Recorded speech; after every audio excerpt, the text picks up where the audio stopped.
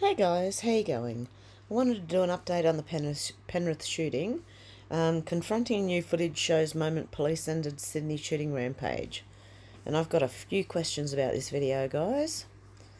So bear with me while I try and set it up so it plays.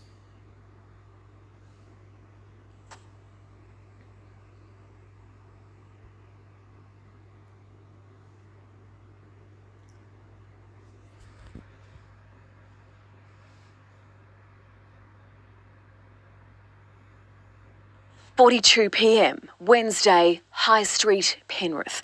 A white Hyundai pulls up just at the local police station. Two officers get out of their patrol car with no idea of the danger just metres behind. It's 32-year-old bodybuilder Daniel King. A gunshot startles police and they take off, bolting for the safety of the police station. Okay. Can you see what he's holding? Because I can't. All I can see is little flashes of light. And I can't tell what he's holding, guys. If you can zoom in on this video, please do, and tell me if you can see anything in his hand. Okay, now those police officers, don't they have an automatic lock on their car or anything? They're not worried about the car? That car would have weapons in it, guys. Okay, here we go. Station, but one officer slips and falls. He's been hit in the back of the head. Was he hit, or did he just slip? Because he was running for his life and probably freaking out. They want to save his pride, maybe. Just another thought, guys. Okay. He manages to scramble to his feet before darting out of shot. A minute 20 later, Daniel King is back in the frame. Dressed in a dark t-shirt and pants, he's strong. Can you see anything in his hands right now? Just keep your eyes out, guys. Maybe my eyesight's just really bad, but I can't see anything in his hands at this time. Rolls up the street, circling a police car before leaning up against the bonnet. He tries the driver's side door of the patrol car behind. It's open. As traffic continues on Penrith.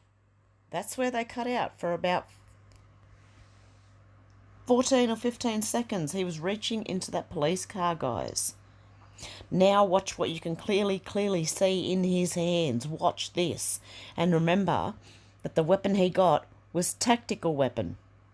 Okay, it's out of the van, guys. Watch this. Penrith's main street, King heads back towards the police station, a 12-gauge shotgun resting on one shoulder. Now you can clearly see that shotgun.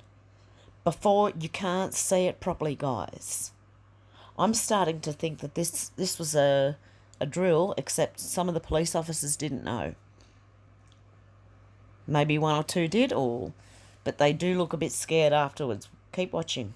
Inside the station, police who've just come under fire are working on their plan. With lights flashing, backup arrives. King is waiting and he aims his weapon. At 9:46 p.m, police fire their first shot, then another. It's too distressing to show. The gunman drops to the road, under fire from multiple officers as he tries to get up again and again.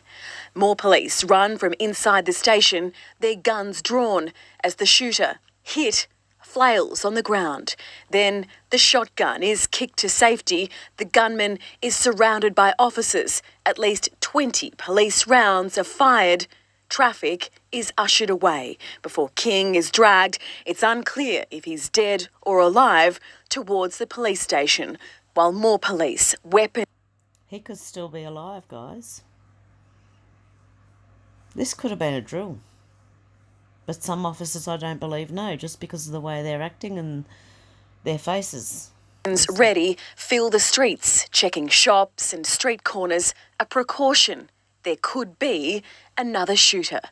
Before the fatal shootout, Daniel King had fired at the house of a woman 27 weeks pregnant with his child nearby in Mariong.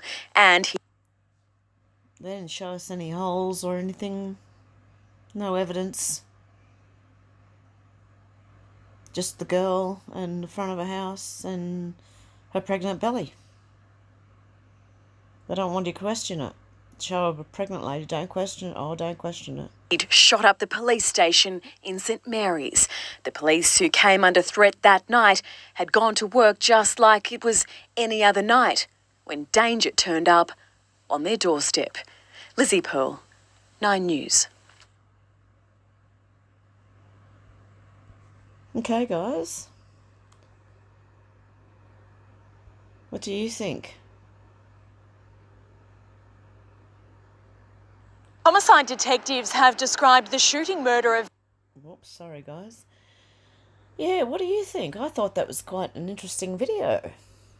And notice how it was all blurry at first and you couldn't see anything, and then all of a sudden when he had the shotgun in his hand you could see him as clear as day. And I've got too many questions about this, guys. Confronting new video shows the moment police ended a gunman shooting rampage. Daniel King, 32, died in a shootout with officers at Penrith Police Station on Wednesday night.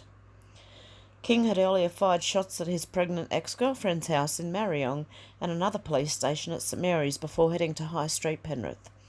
And look at that. It's still blurry. And that's a still photo from the video, obviously. A 6-minute segment of CCTV shows how the deadly rampage came to an end. In the video, King, dressed in black, appears on the screen at 9:42 p.m. Oh, there's another thing about that video. They've cut a bit out where after he apparently fires at the police in the very beginning and they start running, he disappeared out of screen for about a minute and a half. So how do we know it's not someone else? Just I don't know. It's just, I've got too many questions. It just doesn't sit right with me, guys. Startled police officers can be seen running inside with one falling over as King begins to fire shots from a pump-action 12-gauge shotgun. And if you remember from my last video, don't forget that was a tactical weapon, a police tactical weapon. Where did he get it from? When he reached inside the vehicle. He can then be seen loitering with the weapon over his shoulder outside the police station. And remember, guys, before that, I can't see, I don't know if you can, I can't tell what's in his hand. I can see little sparks, but you can get that from a flicking a lighter. I'm not saying that's what it was, I'm just saying that we don't know because you can't see clearly, guys. At 9:45 p.m, police backup arrives.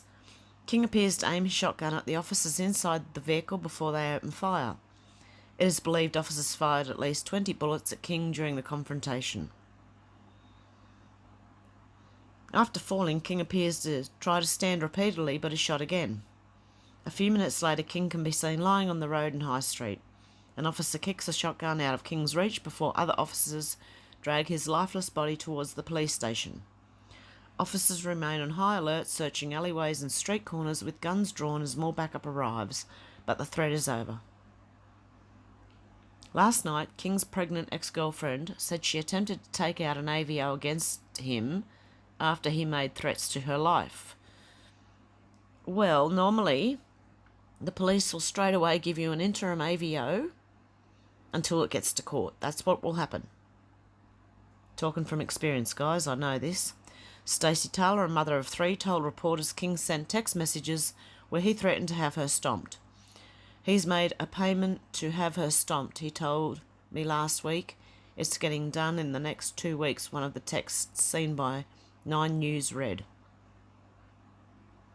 After receiving the threats, Miss Taylor went to Riverstone Police Station but claimed she was told there was little evidence her life was at risk across Western Sydney by firing at him at least 20 times. What on earth? She was told there was little evidence her life was at risk. Across Western Sydney by firing at him at least 20 times? What? Someone's made a huge mistake there, guys. 9 News editing is pretty bad. There you go. Police have not said how many shots were fired, but you just told us it was 20 times at least. New South Wales Police have opened a critical incident investigation, said the shooting will be subject to an independent review. One police officer remains in hospital after being hit with shotgun pellets in the back of his head. How could he be hit with shotgun pellets? He didn't have the shotgun until after he reached in the police car. It was a tactical weapon. Put two and two together, guys. Think. Okay? So, that police officer might have just fallen over and they've just covered for his pride, you know? Oh, he was shot in the back of the head, that's why he fell over. He didn't slip, no. Come on, guys. You've got to be kidding me. There's something really, really wrong with this, guys. Really wrong. I can't see anything in that footage before he reaches into that car. It's blurry. Then once he reaches into that car, it all becomes clear and you can see the shotgun over his shoulder. And it was a tactical weapon, guys, from my last video. Go and watch my last video. It was a tactical police weapon. And where did he get it? From the police car. Anyway, guys, I just found this. It was the only update they had, and yep, there's not much else going. They've just dropped it like a hotcake. That's it. I know they are trying to push more gun laws. We already have quite strict gun laws at the moment. They're reasonable. But you know what this is doing too, guys? I noticed, I should have got the statistics up, but more people are going for their gun licenses now since all these shootings started happening. You've got more people now than ever because it's taking longer and longer to get your gun license. And that is because someone I know just went for their gun license. And they were told that it would take months and months because a lot of people have gone for their gun license, okay? So I should have looked up the statistics, but I'm sure it would be on the rise, guys, because of stuff like this. So the more they do this, the more ordinary Australians are going to go, well, I'm going to get my gun license to be able to protect myself, you know, my family. Dear me, guys. Anyway, this is an update. I'll be back I'm going to do another video because I've got something really important to tell you guys. Okay, I'll talk to you soon. Bye.